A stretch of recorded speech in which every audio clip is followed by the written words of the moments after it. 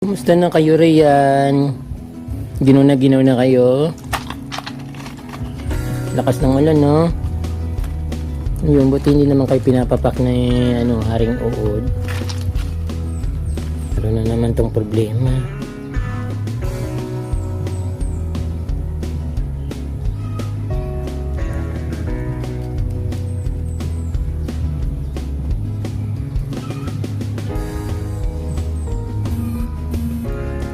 Ayun, huli ka.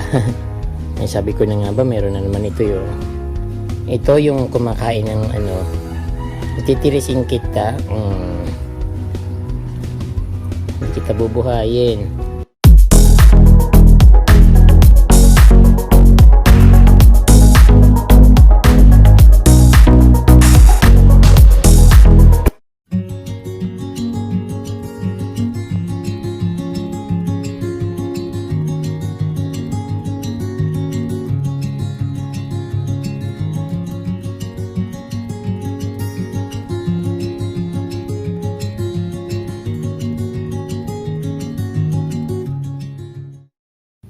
Ganito ang buhay ko dito sa probinsya.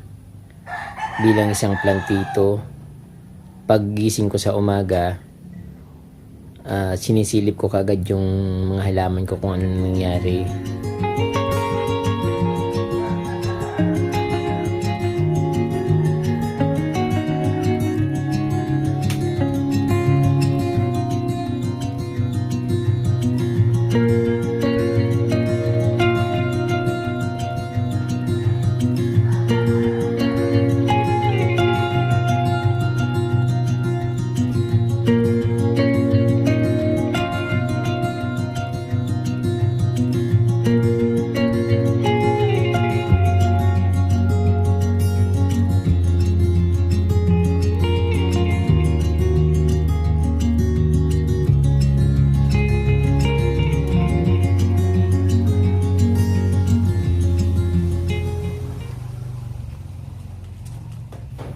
Ayaw ko nang may mga kalat-kalat sa garden ko. Gusto ko halaman ko lang nakikita ko doon. Gusto ko palaging malinis. Lahat ng mga dahon na nahulog galing sa mga punong kahoy, tinatanggal ko. Kasi mas gusto kong nakikita yung lumilitaw yung kaputian ng aking mga puting bato. Masarap tingnan, masarap sa pakiramdam.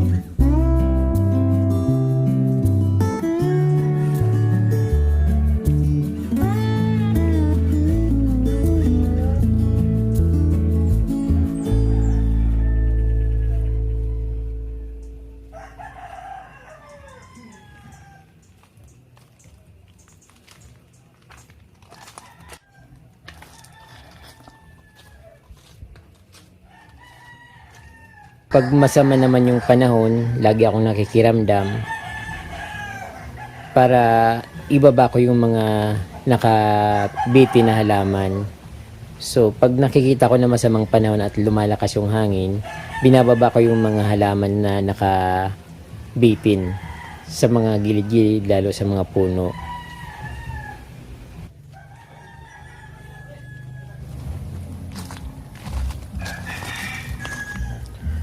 Kinain na naman ng uod to. Grabe naman to.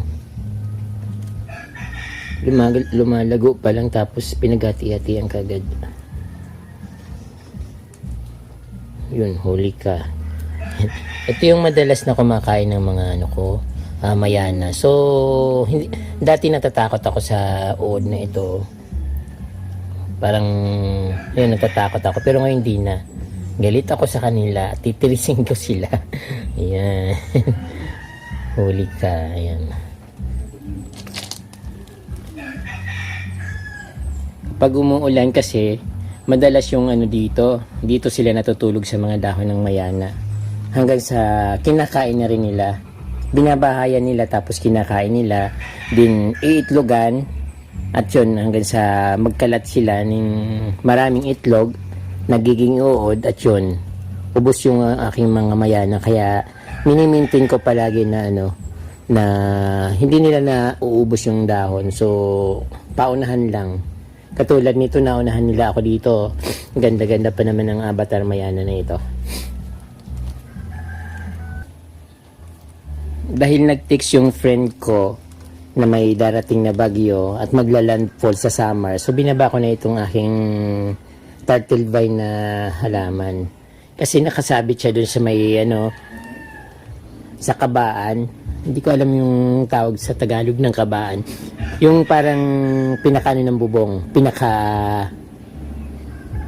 Tawag dun. Basta gano'n na. So, binaba ko siya para hindi siya ano ng hangin, mahulog. Kasi sayang, ang ganda na ng pagkatubo niya. Kasi nga pala kaprom dito yung ano, turtle vine na pinopropa ko.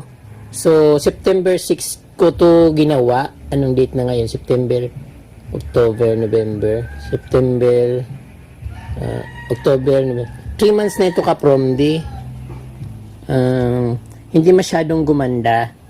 Pero siguro habang tumatagal, gaganda naman ito. Pero tingnan nyo naman, napakaganda na. Ayan, ganyan ko sila inaalagaan. Maging maganda man or pangit yung kalalabasan, basta aalagaan ko sila.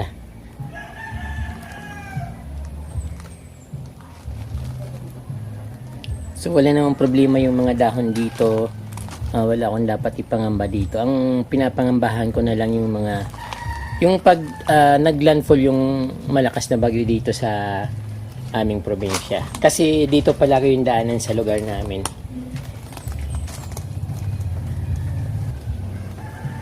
Dito ano kayong problema dito sa so far wala naman siyang wala naman siyang problema sa ano na to kasi nami-maintain ko dahil lagi ko siyang nakikita. Gusto ko yung dahon niya. Ayun, dati nakikita ko lang sa mga YouTube na pinupost. Ngayon meron na rin ako. So ba't marami akong mayana na wala dito na nakikita ko sa YouTube na gusto ko rin sana.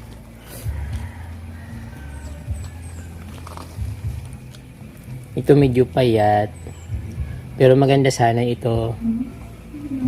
Yan ang nangyari dito. Putulin ko na lang. Kasi kahit tanggalin ko naman daw na ito, hindi naman ito mag-grow. Dahil pinapak na bubulok na siya. So pag tinanggal ko, mas may chance pa siya na magsupang sa ibaba.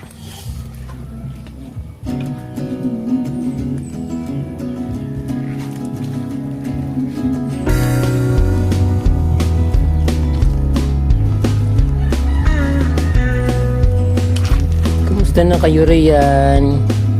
Ginaw na kayo?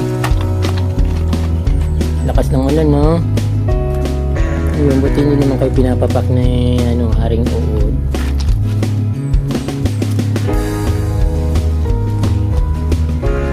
Ito. Sinabi na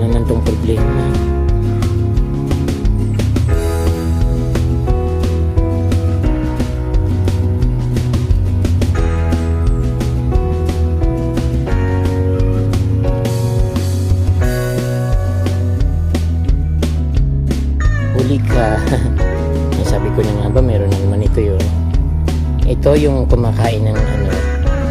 Titirisin kita. Hindi kita bubuhayin. Alaga ko yan eh. Pinapapak mo.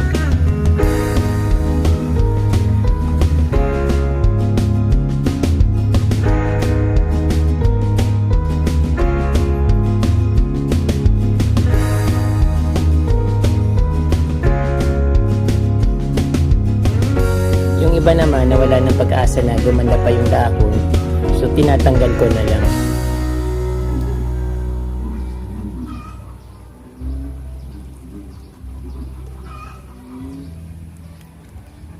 Yun, ang daming uod, tag-ulan kasi.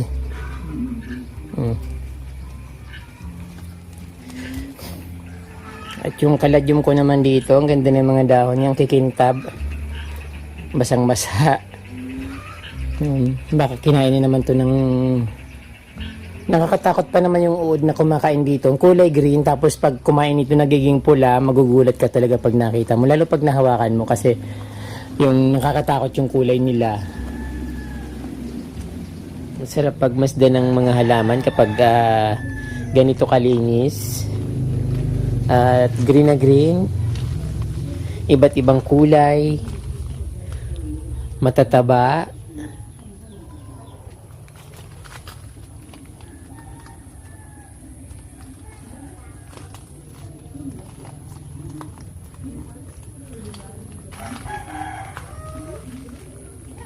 Napakakapal na nito. Dati nung binigay sa akin ng kapatid ko, natutuyo na ito. Kaya iniyawan niya. Sabi ko, sige, akin na lang. Tinanggal ko yung mga tuyo-tuyo na dahon. Ayun. Nanumbalik na siya. At napakagandang tingnan.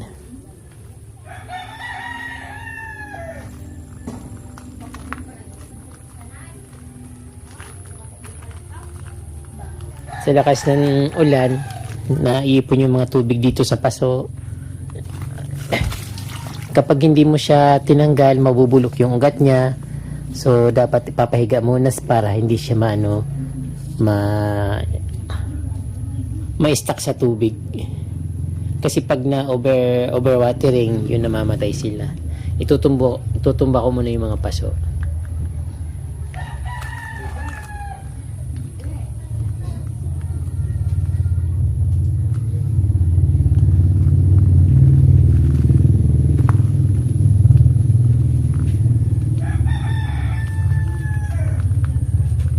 Lumalaki na yung mga mayanan na tinanim ko dito.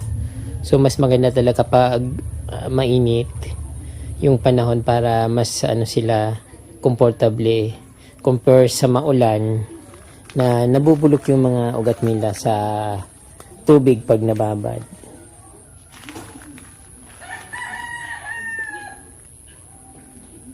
Tuloy-tuloy na yan. Dahil nadiligan sila, although mas maganda sana pag tag-init, mainit.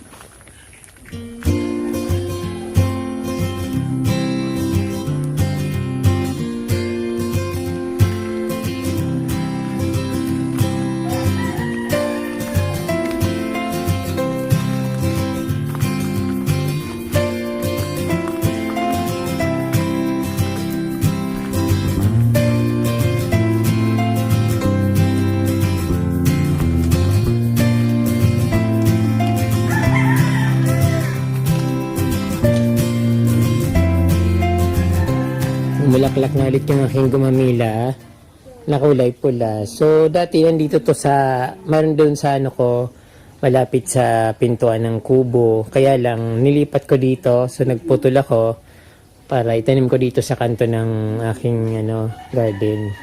Di na ito namulaklak na kasi pag nahulog siya nagiging nagmamansya doon sa mga bato kaya tinanggal ko.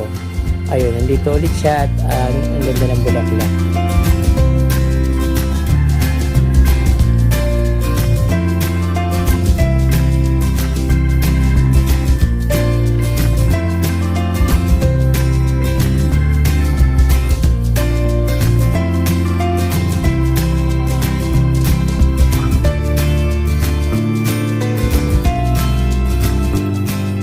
At yung dito, nilagay ko dito, ang ibig sabihin ng bako tabi ng dalan, ibig sabihin hindi po ito ang daan.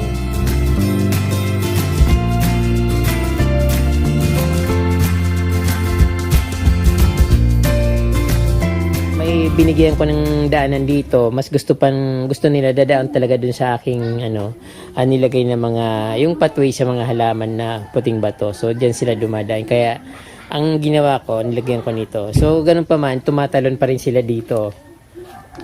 Pag nakikita ko, pinagsasabihan ko rin, kaya lang, mapapaaway ka lang kapag palagi mo sinesita. So, konsensya na lang nila yon. So, actually, dapat sinasarado ko tong daan na to dito para, para meron akong privacy, kaya lang, so, dapat nakikisama ako sa kanila. Ayun po mga ka-Promde, ganun po ako mag-alaga ng halaman. So pagising ko sa umaga, yung kagad ang tinitingnan ko yung labas, sinisilip ko kagad kung ano yung nangyari, tinitingnan ko kung may mga natumba, kung may mga nahulog ng daon doon sa mga paso. Kaya ayun, so very excited ako palagi sa bawat araw na paggising ko. So probably yung parang ko sa pag-alaga ng halaman, alam kong mayroon din mga ganun sa inyo, but syempre karamihan sa mga nagtatanim ng halaman pag tinanim yung parang yan, sige na, bahala ka na dyan, mabuhay ka o hindi. So, minsan may mga manirisim tayo sa ating mga halaman. So, minsan kakaiba tayo mag-alaga, katulad sa ginagawa ko. At syempre maraming katulad sa akin. Then, ayan po ka-Promde, mag-shoutout po muna ako ka-Promde dahil matagal na akong di nag-shoutout. Pero, konti lang naman ito. So, ito po, shoutout to It's Miracle Channel, Maribit Patungan, at sa Patungan family, Jose Patungan Senior, Judith, Lourdes, Tis Patungan, Beth, Jose Junior, and Jubit Patungan. Ayan, sa mga Patungan family po. Kay Das Dinsay TV, shout out po. Kay Des Banados of Pansol, Calamba City. Siyempre yung Calamba, alam naman natin nasa Laguna. Then, kay Ma'am Ate Shea Collection of Romblon, and Robert Nalud, Sir Robert Nalud po, hi po. At kay Ate Dalski from Europe, taga Europe po si Ate Dalski. Hindi ko alam kung vlog ito or personal yung pangalan niya. Tsaka kay Lani Montes of Coron, Palawan. So, very excited ako palagi pag sinasabing Palawan kasi gustong-gusto kong marating yung Coron saka yung El Nido. So although nakarating na ako ng Puerto Princesa, but iba naman yung napuntahan ko yung parang sa underground river. So parang may nag-sponsor lang sa akin dati nang napanalunan ko sa raffle. Ayun. At shoutout na rin po kay Simang Bonsai at iba pa. Yes, Hotdog. Ayun, shoutout po. At kay Ma'am Asbeti Daria. So ayan po mga ka-Promde, dyan po nagtatapos ang aking shoutout. At syempre maraming po salamat sa inyong panunood. Naway nakakapa po kayo ng idea kung paano ako mag-alaga ng halaman at kung paano ko sila nililinisan sa araw-araw sa pagising. At don't forget to subscribe and touch the notification bell para updated po kayo sa aking mga bagong post na videos. Maraming salamat po ka-Promde at Merry Christmas sa inyong lahat. Mabalos!